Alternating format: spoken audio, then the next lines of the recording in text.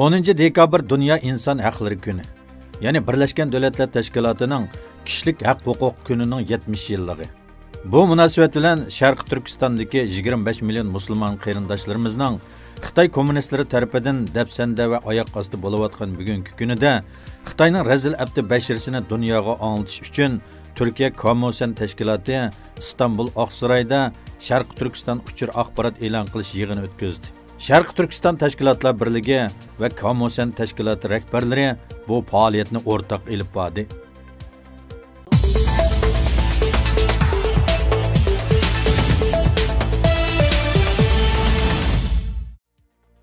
Birleşken Devletler Teşkilatı Uyghur elidagi lagerlarda tekshirish elib berishni talab qilayotganligini e'lon qilgandan keyin bu masalaga bo'lgan qiziqish yanada kuchaydi. Birleşken Devletler Teşkilatı Kişilik Hukuk Oliy Komissari Michel Bachelet Cenevada Universal Kişilik Hukuk Akdnomasi ma'qullanganligining 70 yilligi munosabati bilan o'tkazilgan axborot yig'inida so'z qilib, Birleşken Devletler Teşkilatı'nın irqiy ayrımchilikni tugutish komiteti bu yil avgustda qayta tarbiyalash lagerlariga bo'lgan jiddiy andishlarni o'ttirg'i qo'ygan. 13 tek davlat va shundaqla Birleşken Devletler Teşkilatı'nın bir guruhi alayda tekshiruvchisi Xitoyga besim qilgan.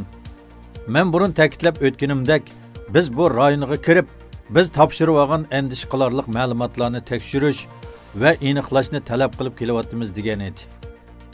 Amerikadagi mustaqil xabar organi bo'lgan Demokratiya Shuan organining 6 dekabr kunidagi programmasida Birleşken Devletler Teşkilatı amaldorlarining yuqoridagi bu so'zni tilga olgandan keyin Sharq Turkistonda yo'lga qo'yilayotgan lagerlar masalasining navbatda Amerika Xitoy orasidagi tijoratdan qolsa yana bir muhim masala ekanligini aytdi. Ular programmasining beshida Sharq Turkistonning hozirgi umumiy vaziyatini, jumladan Uyg'ur elidagi yuqori texnikalik nazorat sistemalari, saqchi davlat sistemasi va 2 milliongacha kishi qamalgan lagerlarni bir qur tushuntirib o'tdi.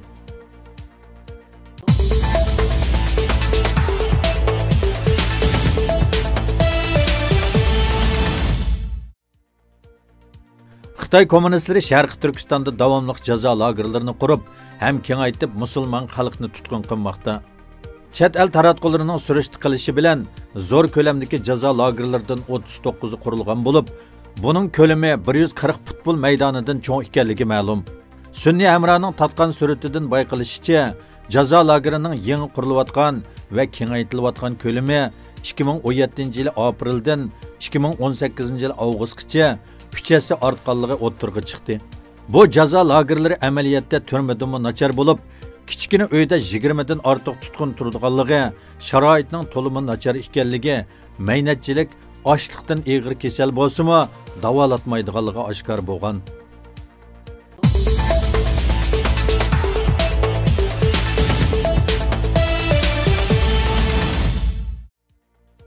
Dalai Lama'nın Nobel Tinchlik mukofotiga erishganligining 29 yillik xotir kuni arifasida Sichuan Aba oblasti Aba noyasi Raschil Golaxma yesidagi Juko ismli bir Tibet yosh o'zini ko'ydirib olish orqali Xitoy kommunistlarining Tibetdagi qattiq besish siyosatiga noroziligini bildirgan. Voqea yuz bergan o'rin saqchi va harbiylar tomonidan qattiq kontrol qilingan bo'lib, yoshning o'lik tirikligi noma'lum.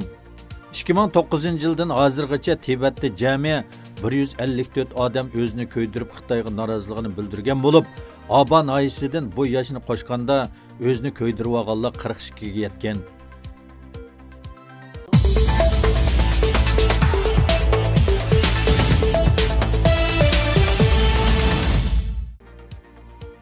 Sakkizinchi dekabr Xitoy kommunistlarining ishki a'zolarini qalaymaqon ko'chirib ishlatishni oxirlashtirish xalqaro ittifoqi asosida qurilgan Mustaqil Xalq sud mahkamasi Londonda tunji qitimliq 3 kunlik isbot anglash yig'ini ochib, Xitoyning tirik turg'izib a'zo elish jinoyatini to'plab guvohchilar orqali isbot elish 30 guvohchi va munosabatlik professorlarning guvohligidan o'tkazildi.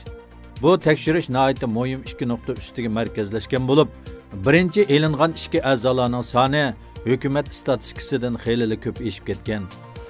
Xitoy o'zining ma'lumotida 100 ming ishki a'zo ko'chirildi deyilgan. Amaliyotda 1 millionga yetgan. Ikkinchi tekshirish dokladida ko'rsatilishicha, bu ishki a'zolarni Falun Gonglar, Uyg'urlar, Tibetlar va xristian Xitoylardan ta'minlaganligi o'ttirg'i chiqdi.